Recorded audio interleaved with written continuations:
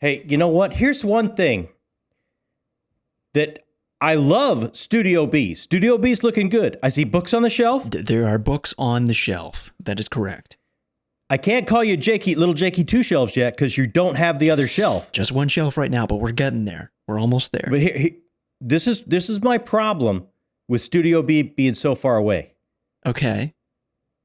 I need you to vacuum Studio A because the august Mr. Pooh is shedding like crazy. I am not driving 2 hours to vacuum your rug. You are out of your mind if you think that's happening. Where's the love?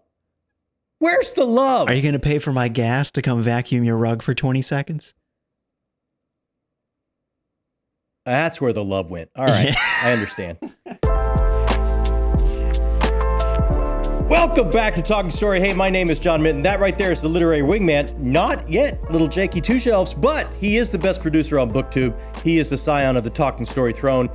He is the Chull of Happiness. High title. I got to live up to it. In the new apartment, I am the Chull of Happiness. I'm happy here. We got things unpacked. It's an actual room in here. It's not a total mess this time. It's looking good. You're looking good. I appreciate it. Studio B is looking good. We're looking good. I'm excited for what's to come. I'm excited as well. Everybody, welcome to the channel. This is the Weekly Reader. This is what we do Monday morning. This is how we launch ourselves into the week. We get together, we talk about what we've done, what we're reading, what we're watching, how we're taking in story, how that story is opening our eyes to the world around us and changing us a little bit and changing how we see the world. So this is just a little bit of a hangout session we do once a week to kind of kick our week off the right way. Grab your frosty beverage, grab your hot caffeinated beverage, whatever you do to launch your day, to launch yourself into the week. And we're just going to hang out for a little bit here. And right off the bat. Yes. Right off the bat, we got a little bit of an update on the family project. We got to give a little update. We do. A little bit of book 2 news, I think. A little bit of book 2 news. Do you think you have a graphic? No, not a chance. No. Because I could do the Brandon Sanderson. You know what? Go for it. I'll slip something in and you'll have to see it when I upload it. Okay. So this is how we're going to do it. We're not, it's not the Brandon Bing. What we're doing is the Booyah. For those that know, we're going Booyah. We are past the outlining phase. We are writing pages. Pages are stacking up. We are well into the first chunk. We are past the outlining stage. I don't know that we can really give like a percentage to it like Sanderson does. After we finish this first chunk, we may be able to figure that out. But at this point, we're past outline. We're actually deep into the right. We're stacking pages, baby. We're getting there. And we're stacking loving pages. It is so good to be back. I got to tell you, man. I love to see these faces again. I love to see these characters again.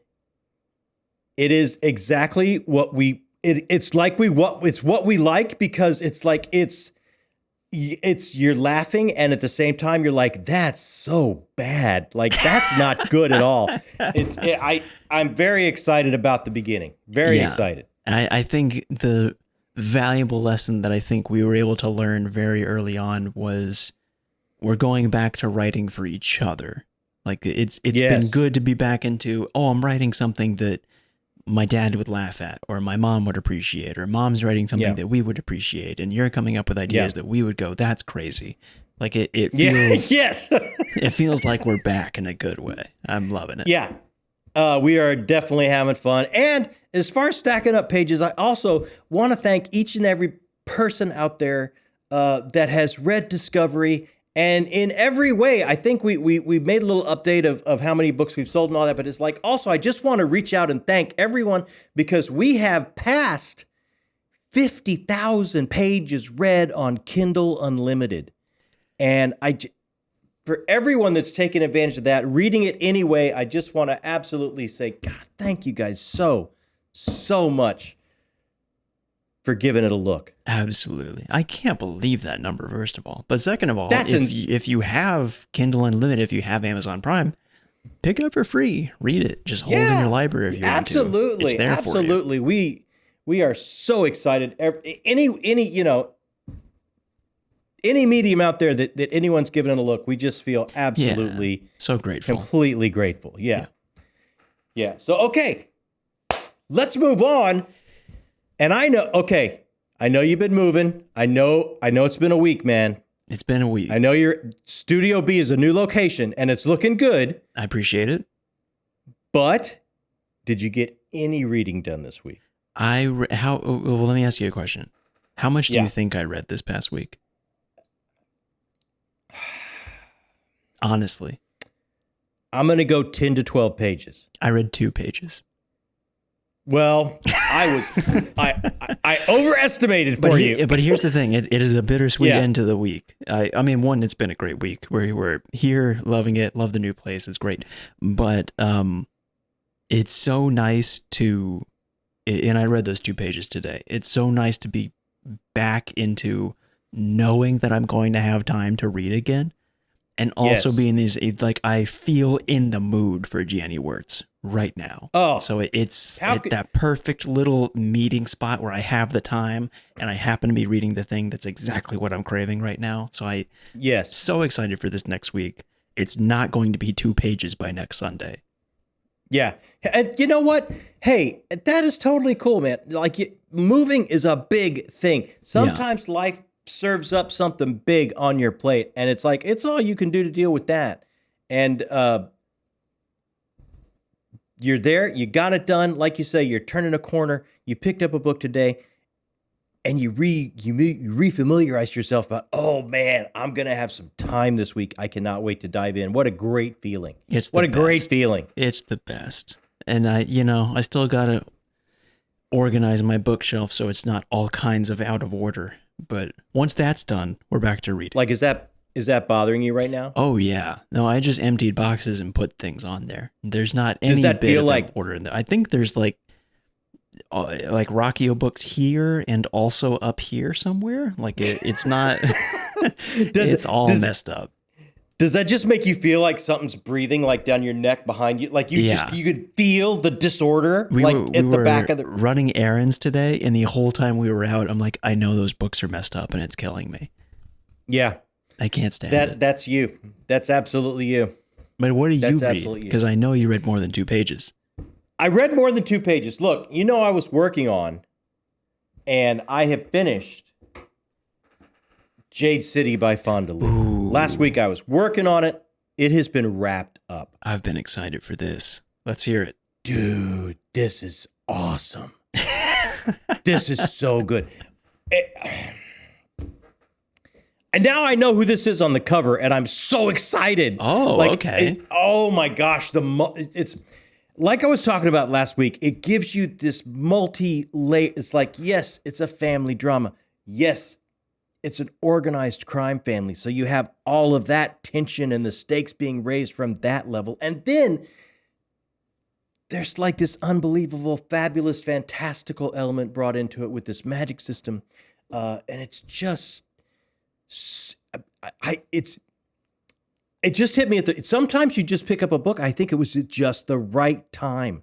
I'd just been reading maybe too many epic fantasies in a row, maybe. I don't know what it was that just struck me as so different, and I just ate it up with a spoon, man. I absolutely loved it, and it's got everything you want: the character arcs, the tragedy, where it leaves you off at the end of this. My man Andon at the end of this book makes me want to pick up book 2 more than I can even express to you. Of this amazing character arc, of what stress, what pressure do you live with because of what you're expected to do? What are you expected to do to be in the family you're in? What are you expected to do to operate in an organized crime family? And what does that do to your morals and your questions of self? And then what do you have to do when you have to obtain this ability and this magic ability to operate within the family structure and the organized crime family structure? And that plays out over and over and over again in these classic family type of scenarios. Like, I mean, you've heard a million times where you can't go home again, but we do have characters returning home after they've just can't deal with it and basically left and ran away. Now they're returning home. How far are they going to get sucked in? Are they going to allow themselves to get sucked in? We have the young coming up, the generational striations as we change through generation, how these things have changed. And then the overall history of the whole place. How was this magic discovered? How does it factor in with their folklore? How does it factor in with their ideas of honor and bravery and sacrifice? And how did it morph from that when they initially found it into operating as a organized crime situation? And then how is that organized crime situation becoming so powerful? It's bleeding over into areas of governance and politics. And that comes into question of these lines should never be crossed, and yet they are, because you have to for expediency.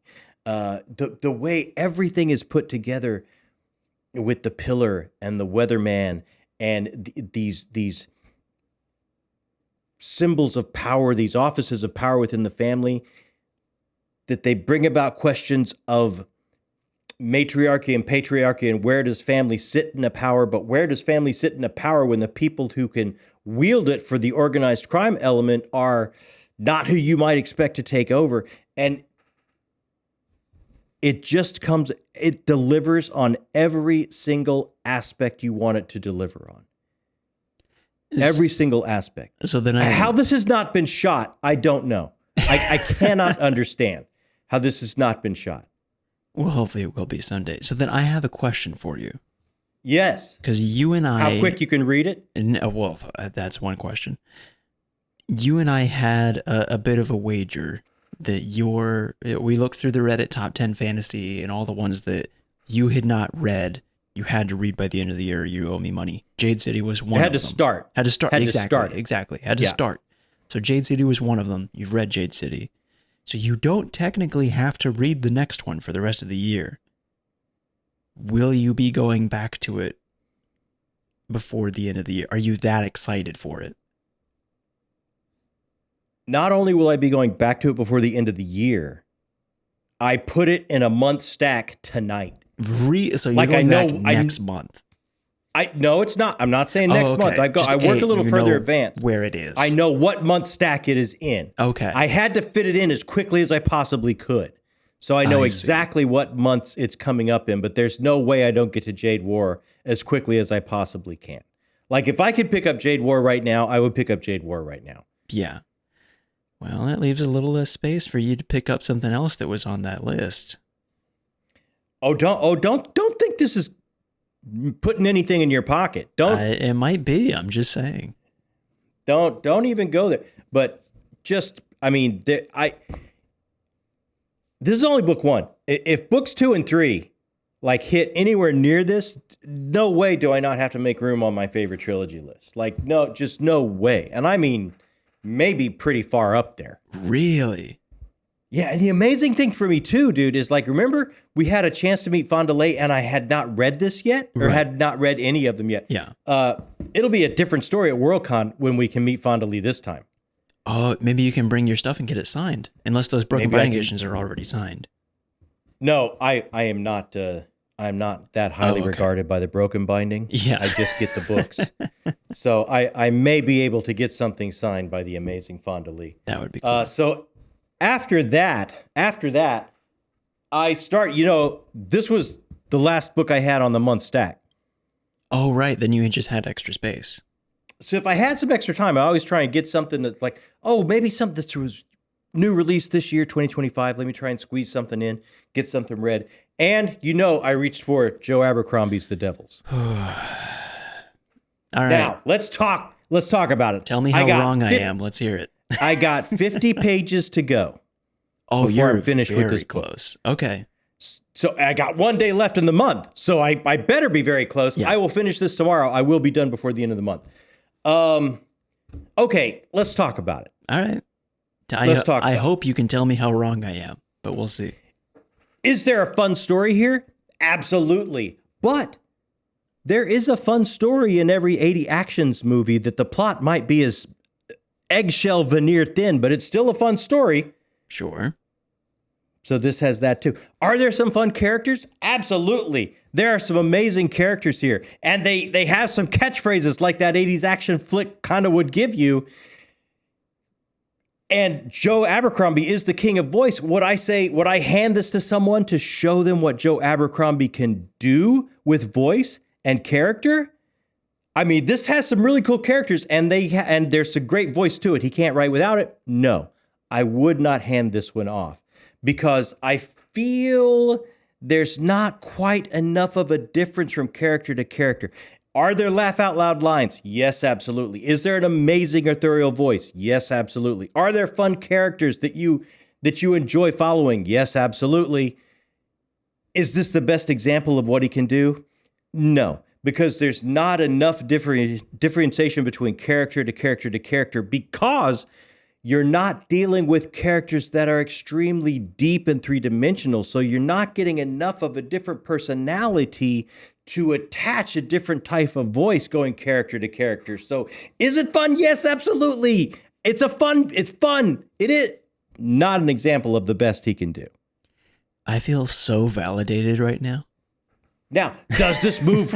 Does this kind of move lickety split? Oh, it does. It absolutely does. It moves lickety split. It actually paces itself very, very, very much like a video game.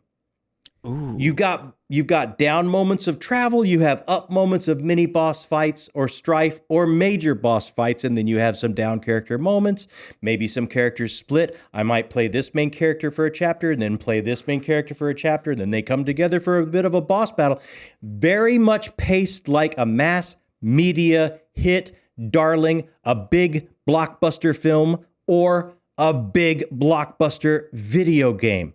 So does this give us what we want from a Joe Abercrombie book? Not entirely. Does it give us a plot that makes you turn pages and moves? Yes, because I feel like what we're getting here, and I can't speak entirely. I mean, does this give you some twists and turns by the end? I'm 50 pages away, and I've already got to that point for the end. Yes, it does. Maybe are they so good you didn't see them coming? Maybe. I mean, really. I think this is a fun book. I think this is an enjoyable read. I don't think this is an example of what he can do as an author at the top of his game. But I don't think that was his objective. I think you have to look at an artist's objective and where Joe Abercrombie was when he started to craft this. He wanted to craft something that takes him as a storyteller up into a bigger stratosphere that involves different mediums. This reads very much to me like a proof of concept or a treatment for a huge film. I am not surprised that 2 or 3 weeks or 4 weeks at the most after this came out, that it was bought and optioned by James Cameron's company, Lightstorm. That's extremely fast. I would not be surprised if talks were going on before this was even released to have some type of announcement happen that soon. I believe this is an author trying to spread their wings, trying to move themselves into a larger pool. What is art about if not building and finding and constantly growing an audience for your work? This, to me, is a transitional moment for an artist as they're trying to grow an audience. It reads very much like a treatment for different types of medium storytelling. So does it completely knock everything out of the park that he does in a novel that he could? I mean, does it take a tried and true genre that I've grown up loving, subvert it to the point where I feel like it's a breath of fresh air? No. Does it create characters that are so textured and layered that their voice can't be similar to anyone else?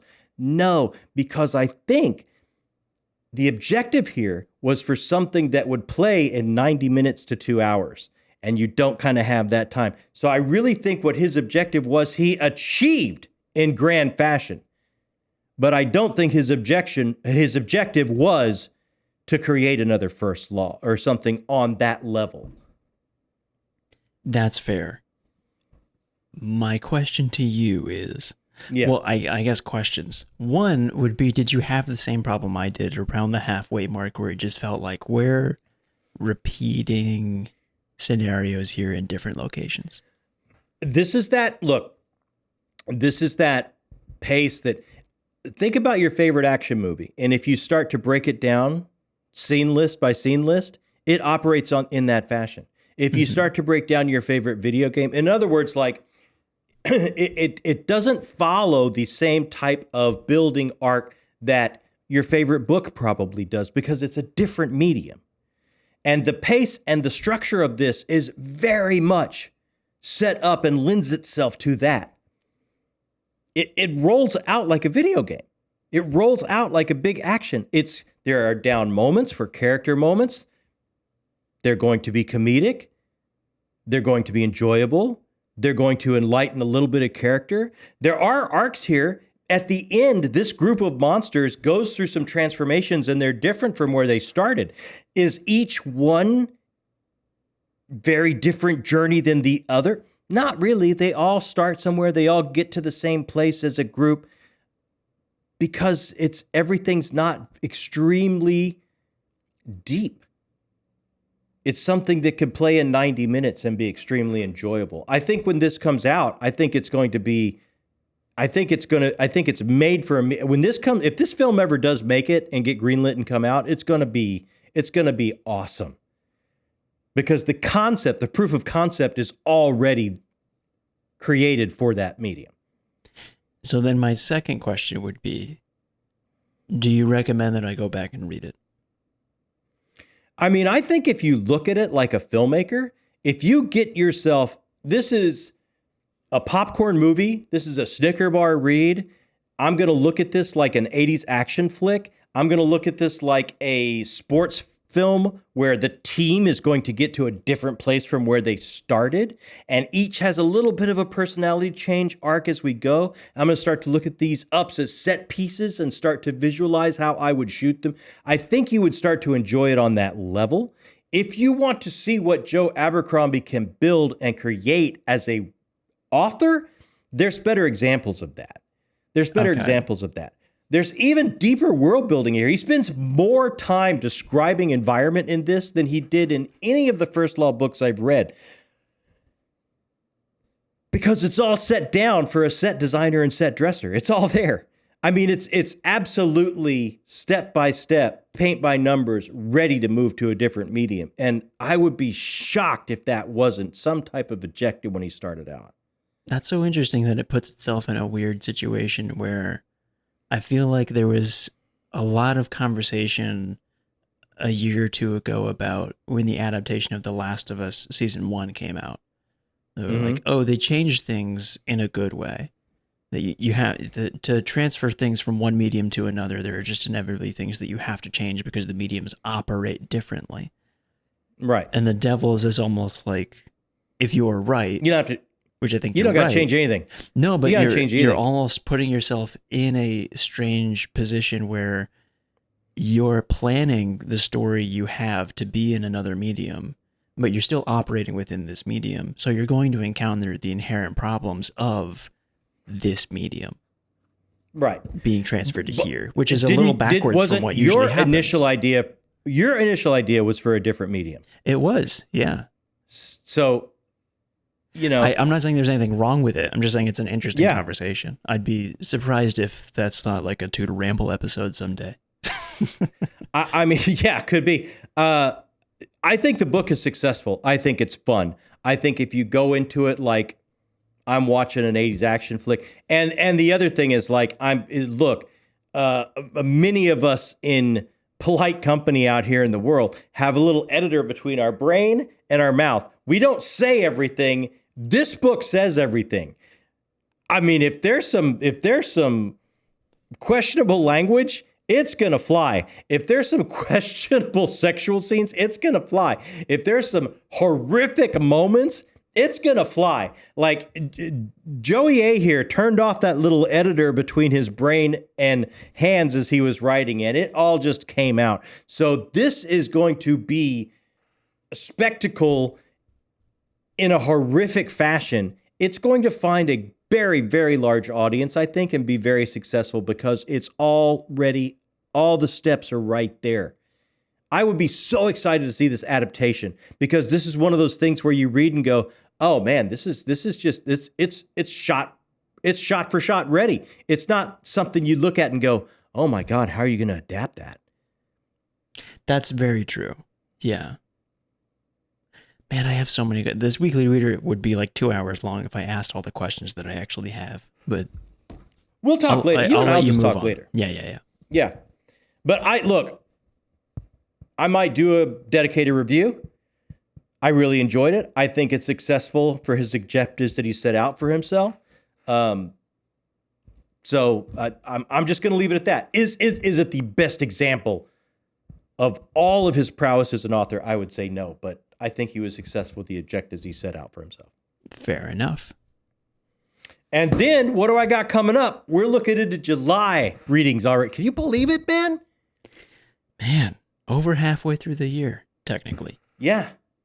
So I don't know which of these I'm going to grab first on Tuesday, okay, the 1st of July. But I will be starting the month out with either Ronald Malfi's Blackmouth. Ooh, yes. Yes, I can't. I'm very excited. Or I will be starting it out with A Betrayal in Winter, Part 2 of the Long Price Quartet. I can see why you're having a problem picking between the two. You know how much I loved A Shadow in Summer. Yes. So one of these two is what I'm going to grab on Tuesday. Maybe you guys hit me up and tell me what you think in comments that I should reach for. That makes sense. That's kind of it for the reading front, man. Oh, wow. All right. Well, I mean, 2 big books. It's kind of hard to say, oh, that was it, as if it was nothing. Yeah. Well, I factored in an extra 600-page book that was not even on the stack, so I felt pretty good about that. Pretty and impressive. Quite possibly a whole new favorite trilogy. Yeah. I mean, come on. Can't really beat that. Oh, I can't wait for Jade War. I cannot wait for Jade War. So you got to know what's coming up this week. You got to know. It's got to be a wrap up. First week of the month. Yes. Got to be a wrap up. I think on Wednesday, we'll wrap up everything we read in the month of June. And we will pick a book of the month. And I'm going to tell you right now. There are 2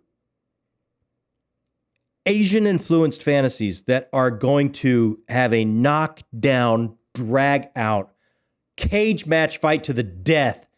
I might have to pull out the tie. For the second time. Well, I know there's Jade City, but I'm trying to remember what else you read this month. Shadow in Summer. Oh, you're so right. Is it technically a novella? I guess it's not. It's really just a part 1. No, it's like 250 pages, 300 pages. Yeah, I can't really call that a novella. That's a short novel. You can't call it a novella. Oh, that's a good thought, though. I was trying to help you out. If we could, that would tip the scales, but I don't think we can. It's going to be a knockdown, drag out, no doubt about it. So then what do we got coming Friday? You know. Is it a book haul? Yes, we got to do a book haul. All right. We got to wrap up the haul. Everything we brought in June. And it's going to be an exciting haul. It will be. I've got a few things that people was meant to be included in the last one, but didn't quite make it in on time that I can't wait to show off, man. So I'm looking forward to that one. It's going to be fun. It's all kinds of stuff going to be involved. And there's a little extra. Where are we going to be Friday night? You set this up, so you tell everybody. Yes. I'm not sure if this is Friday, live or what. It is live. I confirmed just a little bit ago, so I meant to text you about that. But it is live on Friday night at 7:30 p.m. Eastern.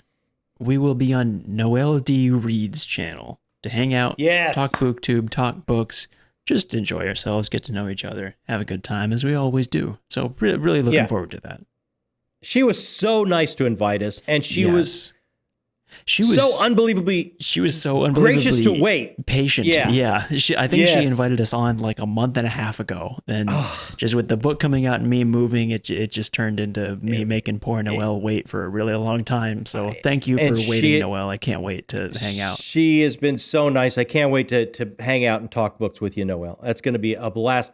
everybody join us over on Noelle's channel. We'll make sure we get everything out. Oh yeah, for sure. On Discord and our community channel and all that kind of stuff. You know, Discord, where else are we? We're all over the place. Ooh, Twitter, Instagram, Blue Sky, Discord, and Patreon. Yeah. So we'll make sure we get the word out all those places so you can watch us and join us on Noelle's channel. Absolutely. And speaking of Patreon, I think there's something you have to do. Early on. The reason why it's so furry in the studio. Yeah.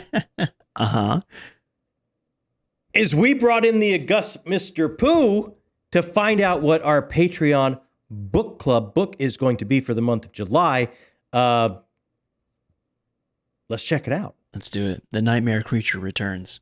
Okay, I sent you the list, so you track this. Oh, okay. Okay? Sure. Okay.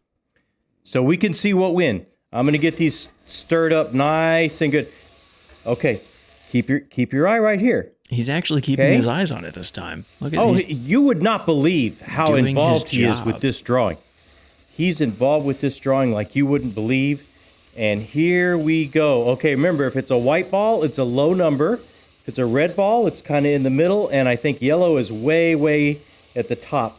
You ready? So let's see what we get. Right. It's red. It's red. Why is he actually paying it? He's doing his job. This is confusing to me. What do we got? What do we got? It's red. It is You didn't get your glasses, did you? 27. 27 is All Pretty Horses by Cormac McCarthy. We're reading some Cormac McCarthy, Pooh. Are you ready for that? Number 27. This works out perfect because, you know, some folks were saying we want something outside of our regular genre. Let's do a little something different. We got some Cormac McCarthy coming in. There you go. There we go. A legend himself. That'll be a lot of fun. Oh, he's checked out. Oh, there he goes. All right. All the Pretty Horses by Cormac McCarthy. Cormac McCarthy. How long has it been since you read Cormac McCarthy? It's been a while. Man, I read The Road, and it was a good while back. Yeah. I mean, I'm sure you loved it, but I did. It's just been a while. Absolutely. It would be one of my apocalyptic faves. Yeah. I love The Road. And I can't wait to read All the Pretty Horses with the Patreon. If you're interested at all in how the Patreon, sometimes they take over our channel. They make all the hard decisions for the channel. They keep the lights going. We have the book club. But even if you're not in Patreon, check out the Discord, because I think right now there's a read-along of Anna Karenina. There's like tons of stuff going on. Yeah, there's a lot of community-led stuff that you can just hang out with. Totally free. Just check out the Discord and hang out with people. But if you are interested in the Patreon, check it out. And before we move any further, now that we have a book club book, let's thank some folks that make everything possible. Always got to thank people. Thanks, everybody. Thanks to our correspondents, directors, and producers for making all this happen. Just a quick break in the action to thank all of our correspondents, directors, and producers on Patreon. These people keep the lights on. They make decisions for us because we don't know what we're doing. We're not great at making the decisions around here. The decisions all the way from what I'm going to read next, what the book club of the month Patreon pick is going to be, but all the way up to video ideas and what we're going to do here on the channel coming up for you. If you're interested or you want to find out how you can be a part of this, right down there in the description box, click the Patreon link. It's got all the answers for you. And once again, thank you to all of these fine people that are helping us build the channel, our correspondents, directors, and producers. What an amazing group of people, man. Oh, they're the best. Always the best. I hope during the producer call it came up like, oh, we could maybe do some other genres or different things. I hope All the Pretty Horses like fits that bill. Hopefully this will be exciting then. Yeah. I mean, a Cormac McCarthy book club just sounds cool to begin with, so I can't really go wrong. There's going to be plenty to talk about. Yeah. I'll put it that way. For sure. Plenty to talk about. All right, that leaves us with what you've been watching, dude. Did you get anything watched? Have I? If you didn't get much reading done. The whole week was a blur. I don't quite remember. I know that this isn't really like a movie or anything, but Amanda and I have been watching a lot of King of the Hill, just to take the edge off and relax at the end of the day, which I had never seen before. So Oh, that's a pretty fun show. Yeah, it's a classic, I feel like. And now there's a reboot coming, so we'll have to check that out. Is there really? They're doing a season 14. They're bringing it back. Bobby's like a full-grown adult now. I did not know that. That's hilarious. Okay. Oh, poor Hank. I can't believe they're bringing Hank back around. Yeah. But let the man rest. Poor Hank. Let the man rest. I watched this week's episode of Stick. Oh, you're still going with the Owen Wilson golf show. All right. Still go. Yeah. Wow. I am. But you know what? It went a little bit off the rails this week for me. Okay. Yeah. Why is that? I didn't quite. You know, in shows like this, it's like there's going to come that moment where things go wrong, things go bad. Sure. I just didn't quite buy it. It just wasn't quite solid enough for me. But then, you know, I mean, I could be argued into loving it, but for some reason, it just didn't quite hit the bullseye for me when things went bad. It just seemed like it was just not quite dialed in. I didn't quite believe it. Does it just feel formulaic, or? Well, it is formulaic. I mean, I knew it was coming. Okay. You know, you can't have the triumphant end if you don't have some, you know, horrible things to go through. So I knew there was going to be that moment where things go south. I just, you know, how it was structured and what went south, and I was like, well, it didn't seem enough. It just like, I don't know. That seems pretty weak. If everybody would take literally 12 minutes and sit down and talk, this would be fine. Oh, that's my biggest pet peeve with stories. It's just like, there's this huge problem. It's like if everyone just communicated, the problem would not exist at all. And that was it's like, I think I just would have liked a little. I think it maybe should have been a little bit more, just a little bit. But that, still enjoying it, still a fun show. But I had that little bit of a problem with it. I was gonna watch Murderbot. Before we came up. Turned on the TV, and it was like some update on the TV, and it took forever, and I didn't get a chance to watch Murderbot yet. But I'm going to watch it right after this. Ridiculous. Well, let me know how it... I still have not caught up, actually. I still need to catch up. Oh, you got to catch up. That show is great. Did something like big happen? It just keeps getting funner. That's all I'll say. Oh, man. Okay. Well, let me ask you the question. Is it sticking primarily to the events of the first book? I read the first book only. It's the only one I've read, and it was a while back. And as I remember, it's very, very close. Okay, gotcha. Very, very close. Just curious. If they've gone off here or there, you haven't noticed. I haven't noticed because I read it quite some time ago, and I was not the biggest fan. It didn't work for me as much as it does for others. Mm-hmm. But the show is really working for me. The show's great. I love the show. I'm really enjoying the show. Yeah. My recollection, it's done very, very well. Interesting. You know what? I think I did watch something, actually. I think while I was unpacking, I just threw on Rear Window just because. Oh, classic. It's my favorite Hitchcock movie of all time is Rear Window.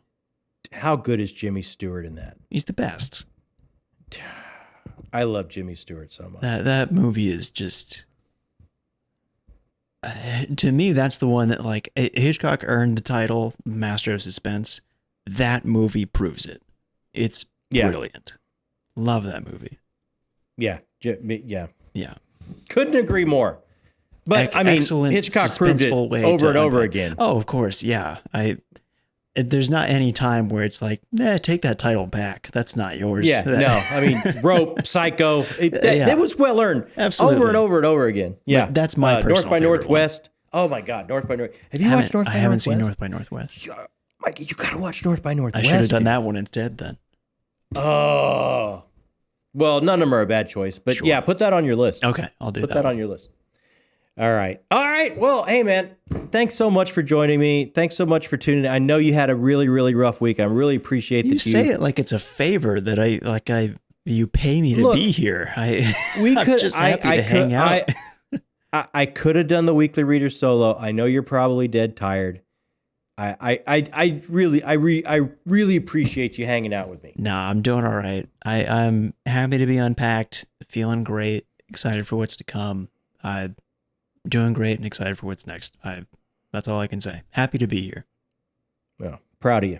Love you, buddy. Love you too. All right. How about everybody out there? What did you get up to this week? What did you watch? What did you read? What stories did you take in?